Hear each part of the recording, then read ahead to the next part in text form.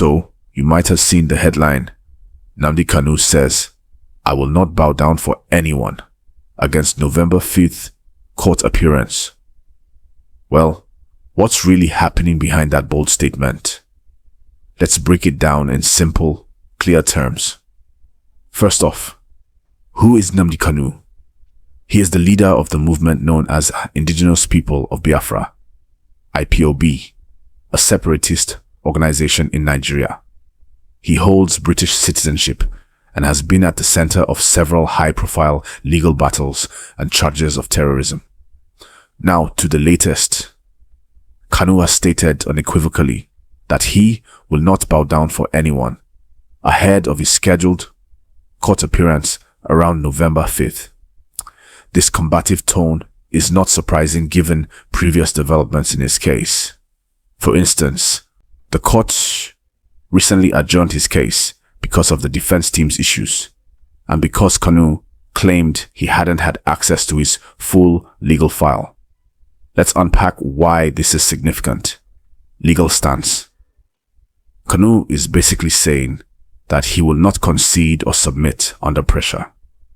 He appears to be maintaining the position that the charges against him are not legitimate, or at least that his rights to defend himself properly have not been respected. For example, he said there is no extant law upon which the prosecution can predicate the charges. Court process. The trial of Kanu at the Federal High Court in Abuja has been marked by repeated adjournments, an insistence on whether his defense will call witnesses or rely on a no-case submission, arguing the prosecution hasn't made a case. Political context. The case is not just legal, it is deeply political. IPOB seeks the secession of the southeast of Nigeria. Historically, the area that attempted to secede as Republic of Biafra in the late 1960s. The government has labeled IPOB a terrorist organization. That background colors every statement, every court decision, every protest. What the November 5 date suggests, from what we can piece together, the November 5 date is significant possibly for a next stage in the trial, whether Kanu will open his defense or the court moves to final written addresses. The fact he has publicly declared, "I will not bow down," ahead of that date means tensions are rising. It signals that the lines are drawn. Defense versus prosecution, system versus dissident, legal procedure versus political rights. Now, let's talk about why you as a viewer should care. Rule of law and human rights. This case is a test of how far Nigeria's legal system will go in handling high-profile political and separatist cases.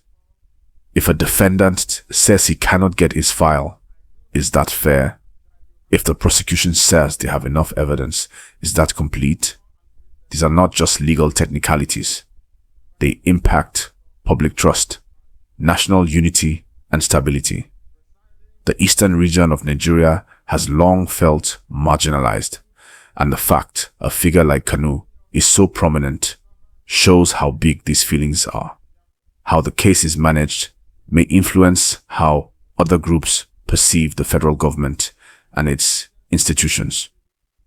Precedent setting. If Kanu walks into this moment and the court rules one way or the other definitively, future cases of separatism, protests, broadcasting of dissent may all reference this trial. So, November 5th or thereabouts could be more than just another date. It could be historic. Let me give you some what-to-watch pointers as we approach that date. Will Kanu finally enter his defense? Up to now, he had filed a no-case submission, arguing that the prosecution failed to establish a prima facie case. If the court rejects that, and he still refuses to call witnesses, things get very tricky. Will the court allow the visitors, international witnesses Kanu wants? At one point, he had a list of 23 witnesses, including some from abroad, which the court warned would not extend the time allocated. What will be the tone and outcome of the next session? Is it a move to judgment or further adjournment? The shorter the adjournment, the more likely the court wants to get to the heart of the matter. Will there be public reactions, especially in the southeast? Because even if the legal theater is in Abuja, the emotional and political theater is all over the region. How people respond will matter. And here's a bit of food for thought. Kanu's defiance, "I will not bow down for anyone," can be seen as courageous in some eyes, reckless in others. Does it help his case? Does it hurt his cause? Will it influence the court's thinking? These are big questions. Now, before I wrap up, I want you to consider this. The case of Nnamdi Kanu is more than one man in court. It's about how Nigeria handles dissent, secessionist sentiments, security concerns, and legal rights all at once. It's about whether the rule of law is equally strong for every Nigerian, regardless of where you are. It's about how the system responds when someone refuses to bow down. Let's take it back a bit. Remember when Kanu was first arrested abroad and brought back to Nigeria? That single event sparked protests, sit-at-home orders, and a wave of reactions across the southeast. Even till today, some people still obey those sit-at-home days out of fear or loyalty to the IPOB movement. That's how deep this issue runs. Now, as this November 5th court date approaches, the air is tense again. Everyone wants to know, what's next for Kanu? Will he be released? Will the court deliver a ruling that could change the story? Or will this be another long adjournment? You know, this case is testing how Nigeria handles justice in politically charged situations. The government says it is a legal matter about national security. The supporters say it is a political matter about freedom and self-determination. Somewhere in the middle, ordinary Nigerians just want peace and fairness. And that's why people are watching closely. Because how this ends will send a message to the whole country. Let's also talk about what's happening inside the court. Reports from recent sessions show that Kanu's lawyers have been complaining about access to him, to case materials, and even to a fair hearing. His team argues that he can't properly defend himself if he doesn't have full access to documents or private legal discussions. On the other hand, the prosecution insists they have given him every opportunity, and they want the court to move ahead with the trial. So the question now is, will the court grant his requests or insist that proceedings must go on?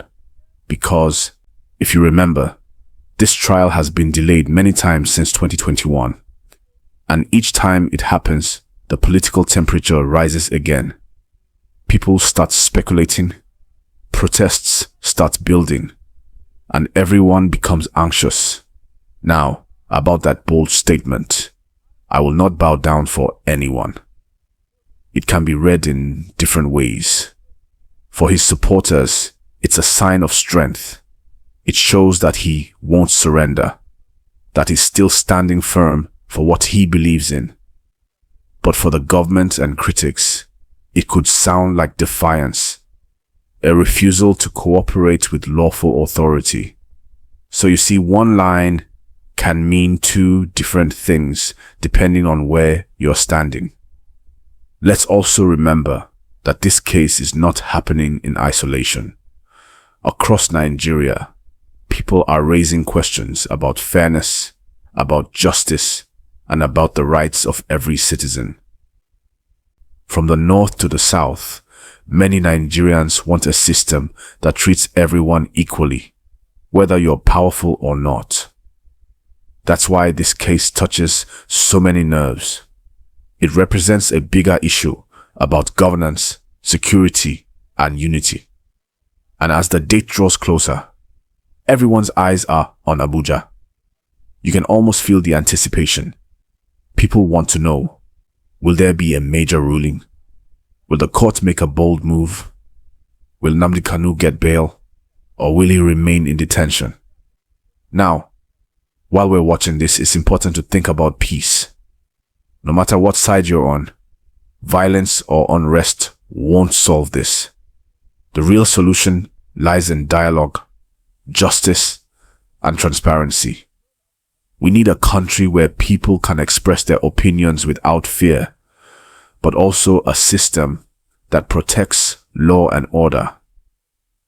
Let's pause for a second. If you're watching this and enjoying how we're breaking it down, please like this video right now and subscribe so that more Nigerians can join the conversation.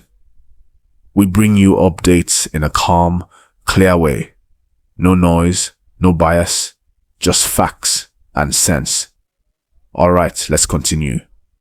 As of now, there's talk that the defense might present fresh motions before the November 5th appearance, possibly to challenge jurisdiction or to push for better access conditions.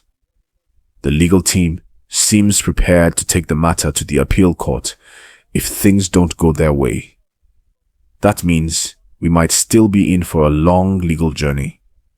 Meanwhile, the international community is also paying attention. Human rights groups in the UK and the US have often called for transparency in the trial. They argue that Kanu's rights as a dual citizen should be respected, but the Nigerian government maintains that he must face justice under Nigerian law. That's another layer of pressure, because international voices add visibility to the matter, but they also make it more sensitive domestically. One thing is clear: this November 5th appearance will not just be another day in court. It will be a defining moment. If Kanu maintains his stance and says again, "I will not bow down," it could either strengthen his support base or complicate his legal standing. It all depends on how the court interprets his actions and words. And you know, Nigerians, we're already talking. People are debating everywhere. Markets, offices, social media. Some say, let him go. He has suffered enough. Others say, no, he must face justice for his actions. But whichever side you're on, everyone agrees on one thing: the outcome of this case will shape how Nigerians view justice and government accountability in years to come. Now tell me what you think. Do you believe Nnamdi Kanu will stand his ground till the end?